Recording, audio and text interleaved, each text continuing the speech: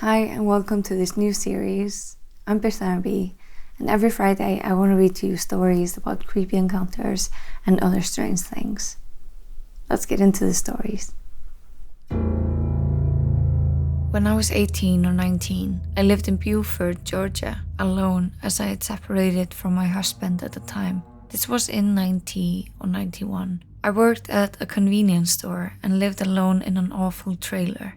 Being from the north, I wasn't used to the heat, so I took to taking walks for air and exercise late at night or early in the morning, usually between 11 and 2 in the evening. I'd stop to watch this band practice in an open shop in a strip mall and just meander around until I felt like sleeping, then I'd walk home. One night, I realized I was being followed by a cop car. I didn't think much of it. It happened a few more times, until one night, the car pulled up next to me, and this mid to late 20s, handsome, blonde cop asks me if I wanted a ride home. When I refuse, he starts asking me what I'm doing out so late, where I'm going, etc. From the time that the cop car pulled up alongside me, the deep gut alarm bells were going off in every cell in my body. I had never feared cops before this. I was a quiet white chick who was raised in a time of cops are your friends and will protect you. But this guy had my heart in my throat. I stayed as calm as I could on the outside and answered his questions. I had to refuse his offer of a ride home 2 more times in the conversation. I stayed as far as I could from his car door. I never took another walk late at night again. Listen to your gut. I was a student and played volleyball in a college team. One day we had a very late match, quite a distance away from where I lived. Us all being students and almost none having cars, it was quite a challenge to get there and get back. I could drive along with the coach, a male student some years older than me. Everything went great until we went back. The coach lived about 2 miles away from me, and he thought it was fine to just drop me off at his address and let me walk home alone. By then, it was past midnight. He assured me I was going to be fine.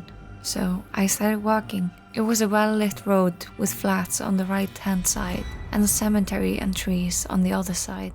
There was no traffic. About halfway, a white car approached me and slowed down the moment the driver noticed me. My heart jumped immediately, but I told myself I was seeing things, so I went on. A few minutes later, the same car drove by from the back, very slowly. I saw the driver checking me out and I totally freaked. The car drove on and turned into a sideway. I ran towards the nearest flat and hid behind a wall and waited. After a few minutes, the same white car came back again, driving very slowly where he expected me to be. But I was hidden. He couldn't see me and he sped off. I was terrified by then and was contemplating my option. The flat where I was completely dark, but the next flat had one window where I could see the light burning. I figured that would be my best option. There were no cell phones back then. Yes, I am that old. I decided to run as fast as I could to the apartment with the lights on. I was in tears by that time and shaking from top to toe. I rang the doorbell, but no one answered. I rang again. And now someone looked out the window. A middle-aged woman looked down on me and she looked startled. She opened her window a little bit and asked me what I wanted. I rattled about what just happened and begged her if I could just use her phone to call my boyfriend. She reluctantly agreed and handed me her phone through the window gap, making sure I couldn't enter. She was obviously freaked out as well. I called my boyfriend, but he didn't pick up. He probably was already asleep. I was shaking and crying, and the white car came passing by again. The woman saw me freaking out and then decided I was no threat to her, and she invited me inside. She gave me something to drink and gave me some time to calm my nerves. After a while, she offered to drive me home and I happily accepted. She dropped me off right in front of my apartment and made sure I got in safely. The next day, I paid her a visit. I brought some gifts and profusely thanked her. She told me how spooked she was herself, but that she was glad that she could help. About a week later, it was on the local news that a guy was arrested who had raped several women that he had picked up in his white car.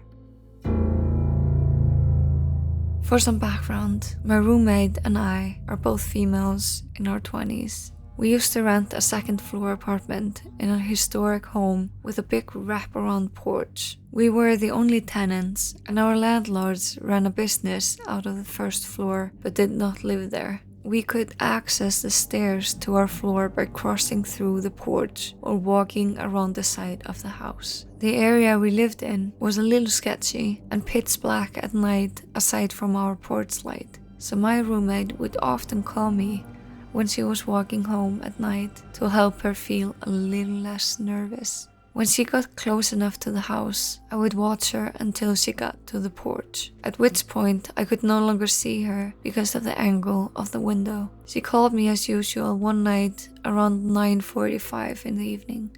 I peeked out the window to see her about 200 yards away from the house. She had me on speaker and commented that the porch light was off, which was unusual. I hadn't noticed because, like I mentioned, I can't see the porch light from my window. We figured the bulb had burned out, or that the owners had forgotten to turn it on before they left for the evening. As she approached the porch and began to walk up the steps, I hear a deep man's voice speaking something unintelligible in the background. I saw her step quickly backwards off the porch in surprise. The person spoke again, and I could hear it more clearly this time. What sounded to me like a man's deep voice. They said, "Don't mind me. I'm just a harmless little old woman. I'm not here to hurt you." Who the fuck says that? It creeped me the hell out just hearing it over the phone. And I watched my roommate turn around and book it around the side of the house to our stairs. When she got upstairs, she was in tears. She said if the person hadn't spoken, she would have walked right onto the porch without realizing that they were there because it was so dark without the porch light. She said that once they did speak, she could still only make out a large, dark figure sitting on one of the stairs. It was too dark to identify anything other than the fact there was a person there. She agreed that the voice was definitely male, which made the little old woman statement so much creepier. The idea of a man lurking in the dark on our porch, pretending to be an old woman, scared us so badly that we ended up calling the non-emergency line and having an officer come around to check the house. Of course, by the time they got here, the person was gone. The most likely scenario was that it was just a person experiencing homelessness and potentially a mental illness of some kind. But the thought of a person taking advantage of the porch light being out and laying in wait for one of us to come across the porch was enough to have us avoiding being out after dark until we moved out. Thank you so much, and I'll see you next Friday.